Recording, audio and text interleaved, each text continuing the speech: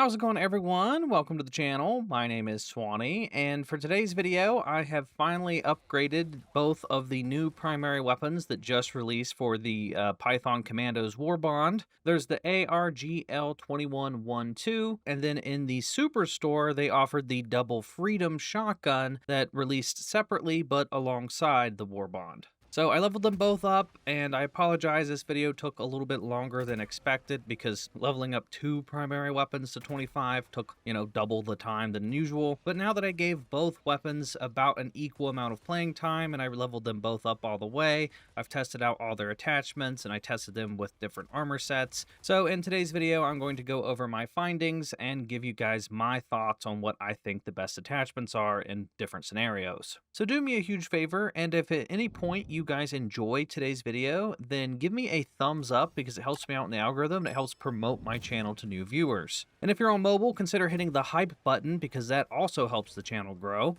And let's go ahead and just jump right into it.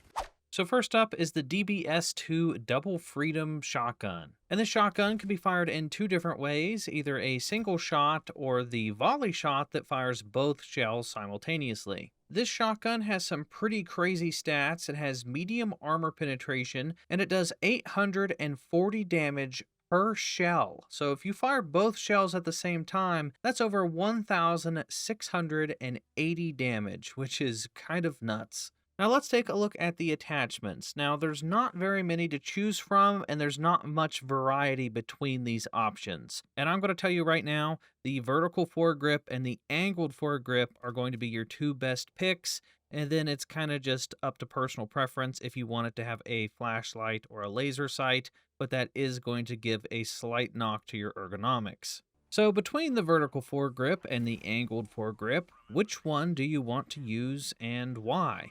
If you're the type of player that likes to switch back and forth between the 2 different firing modes, then I'm going to recommend that you go with the vertical foregrip. But if you're the player that likes to only fire this in the volley mode, which fires 2 shots at a time, and that's pretty much all you stick with, then I'm going to suggest the angled foregrip because that's going to give you some slightly better ergonomics, which is going to make the weapon move a lot faster, and it's going to make it snap to your reticle a lot quicker when you're trying to aim. So let's take a look at the weapon's recoil with and without the vertical foregrip. If you're using the Double Freedom shotgun in the single fire mode without the vertical foregrip, your second follow-up shot is going to have some pretty insane recoil, and it's going to make it pretty difficult to hit your targets. Take a look at this example where I'm shooting against this building. The second follow-up shot is so insane that the pellets are going off into the sky and just over into the clouds. But when you have the vertical foregrip attached, that second follow-up shot is a lot more manageable, and it's going to make hitting your targets just that much easier. And if you want the Double Freedom shotgun to be the focus of your build and you want to choose an armor set to complement the shotgun, if you want to go all in on accuracy, I recommend using the Engineering Kit armor passive or the Fortified armor passive, because both of these are going to further reduce the recoil when crouched or prone by an additional 30%, which is going to make your second follow-up shot even more accurate, which is really handy for hitting those enemy weak spots.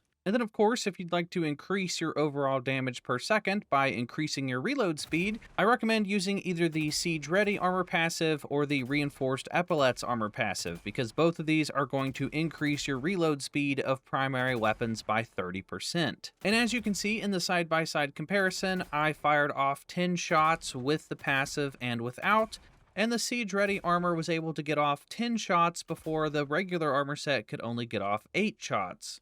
And if you're going with the angled foregrip, where you just want to have better ergonomics, then I recommend you pair it with the Peak Physique armor set, because this will improve your weapon handling and your ergonomics even more, and will make your weapon snappiness pretty much instantaneous. Wherever you move your cursor, your weapon will follow pretty much instantly, which is pretty useful when enemies are getting up in your face and you need to very quickly aim at their weak spots.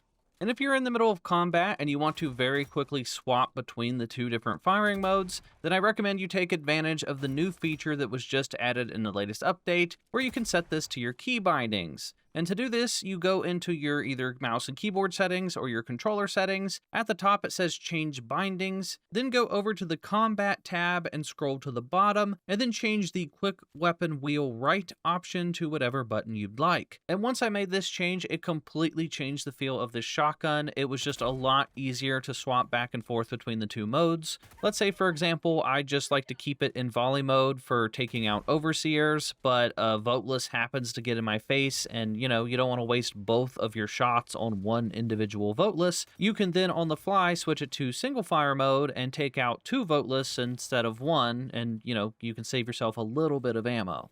So now let's take a look at the ARGL2112. It has a base damage of 95, it has a capacity of 40, a recoil of 11, and a fire rate of 650, and unfortunately it only has light armor penetration, but it does have the secondary grenade launcher attachment. Now, there are 6 different optics to choose from. There's the 2x red dot scope, the reflex sight, holographic sight, the reflex sight Mark II, the iron sights, and the 4x combat scope. And with the recent changes that they made to the scopes in the latest update, you don't get that big of a penalty to ergonomics by choosing some of these different optics. So if you want to have a little bit more accuracy, it's not going to cost you as much weapon snappiness, which is definitely pretty nice. And now I'm going to quickly showcase what each of the optics look like on this weapon, and in case you want to save your requisition points and just choose the one that you like the best.